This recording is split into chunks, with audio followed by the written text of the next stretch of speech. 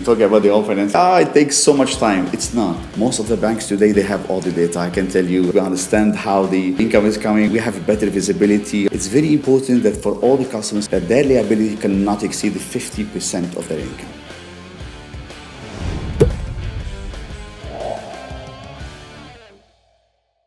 Welcome to the Lovin Real Estate series presented by Taraf, where we share insights into the developments and decisions shaping real estate in the UAE. From market booms to luxury living and smart investment strategies, we explore the trends shaping the future of real estate. Every episode, we sit down with industry leaders and experts to break down the biggest questions in the property world. And in today's episode, we're talking all things mortgage eligibility, how it's calculated, how you can increase it, and how options do exist if you don't have the full 20% down payment. Whether you're buying your very first home or planning to invest in high-value property, understanding your financing options is key. And so, joining us today is Mr. Elie Hayek, Head of Mortgage Business at ADIB. He's here to break down what first-time buyers need to know and how smart financing can unlock premium properties like the W Residences and Karl Lagerfeld Meydan by Taraf, and also the practical steps to turn your home ownership dreams into a reality. Let's kick it off. I'm very privileged and happy to be with you today. Thanks for having me. Thank you so much for being here. To begin, can you walk us through the basics? What does home finance eligibility mean? Why is it so crucial to understand before you start your house hunting journey?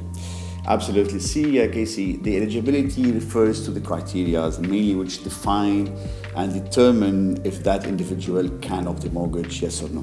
So it varies, obviously, but at the same time, we need to understand if the individual qualifies for that, and if so qualify, what will be the amount. That's very, very, very important at this initial stage. And important to note also, Casey, that it's very important to be equipped with the pre-approval. That gives the buyer and the seller and the developer as such level of confidence that the buyer is having a pre-approval, he understands his limit, he's narrowed his search, and then he can move with better of confidence whenever he's searching for a property. Amazing. And I guess the key question people have is, how is it calculated? And what are the key factors banks like ADIB look at? Like most of the banks, and ADIB look at the key factor normally which drives the eligibility. For example, first, when the most important is income versus liability. So we defined the income of the customer, and then we need to understand well his liabilities. Credit scoring plays a major role, the property value, and the down payment. It's very important that for all the customers to know and to mention that their liability cannot exceed the 50% of their income. If your salary or income or business income is at 30,000 dirhams, your liability cannot exceed with the mortgage 15,000. So just to make it simple for everyone. Okay, and so are there practical steps I could take, for example, if I wanted to increase my eligibility? Absolutely, yes, you can. And then that's the preparation stage, if you can call it. If many of the customers can accelerate their payments, if any credit card, they can live without it, so they can be ready to increase their eligibility, or else they can ensure that that down payment is well saved and they plan for it for quite some time. See, it all goes with the preparations. Yes, they can increase their amount, but it depends on how to plan and settle down liabilities to increase their eligibility, if you can call it. Okay, so we're looking at first-time buyers, for example, in the UAE who are eligible for 80% financing up to. So what would the remaining 20% typically cover? It's the core question comes to the down payment. The 20% covers the down payment, and it's very important to plan for it. But it's very important also that for all the end users to understand, and for the investors, that there will be associated fees to it. There will be the transfer fees, there will be maybe the agency fees and all. It's good to plan for it, which I estimate is going to be between 5 to 7%. So they're going to need the 20% plus the 5%? Exactly. Which comes, it's the enabler for you to have the property. What's the biggest misconception that first-time buyers have about getting home finance? Yeah, when you talk about the home finance case, it takes so much time. It's not. If it's well planned, if the proof of the income is well documented, most of the banks today, they have all the data. I can tell you, all banks are equipped. In ADIB, we are well equipped. We understand how the income is coming. We have better visibility on all the aspects of the income versus liability. But it's very important to know that if you have any variation on the income, that should be well documented, well proven. So at least for the bank can process the case without any delay. Okay, and in line with that, would there be a piece of advice that you could give for anyone preparing for, I guess, their first home purchase? Plan it well and don't ignore the down payment. And this is what I can tell you. Do not search for the property first. Ensure that even if you don't buy the property, ensure that your finances are in order. Check your credit bureau, check your credit scoring, and plan for that stage. You never know when the opportunity comes. It can come at any time. You don't wait for it. But when it comes, it's very important to grab it. And how to grab it? By being ready financially and not to run and creating stress for everybody. And then at the end of the day, it creates frustration that you miss that opportunity because all those planning stages that you skipped and you run behind it. So it's very important to plan it well, ensure that it's in order, you know your limits, and then chase and then hunt for the right opportunity to come.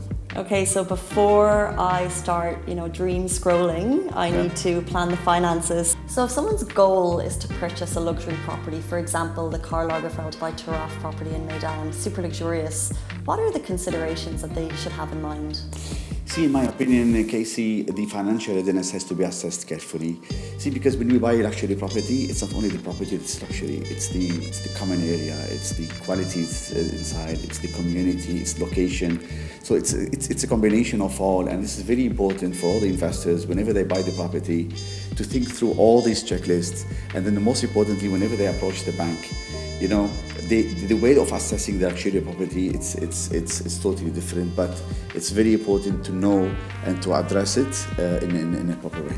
And any last words of advice for prospective home buyers in Dubai? The real estate sector, Casey, is I would say is one of the most safest and stable investment choices for the residents, and not only for the residents but for the global investors as well. Supported by many of the government initiatives, we know how it's important for our GDPs as well. Housing scheme programs coming into play. I can only see opportunities, and those opportunities are there to be grabbed by the end users and for the investors as well. And in your opinion, Elie, why has Taraf, for example, seen such an uptick in interest? Multi-factors, in my personal opinion as well. It's pertaining the quality of the construction that they are in it. They do develop in niche markets as well, and they have chosen one of the best locations across Dubai and Abu Dhabi. So, and then the most important is the completion of the projects is they are on time. So they normally, when it comes to the completion date is mostly being honored on time. I feel like that's music to customers' ears. What a positive note to end it on. Thank you so much. Thank you so much, Casey. We really appreciate your time, Mr. Elie. Thank you for sharing those valuable insights on home finance eligibility and financing strategies for first-time buyers and investors alike. The conversation shows how the right knowledge can open the door to incredible opportunities. Thank you so much for tuning in, and make sure to join us next time for more insightful conversations on real estate, lifestyle, and everything in between. See you on the next episode of Lovin Real Estate.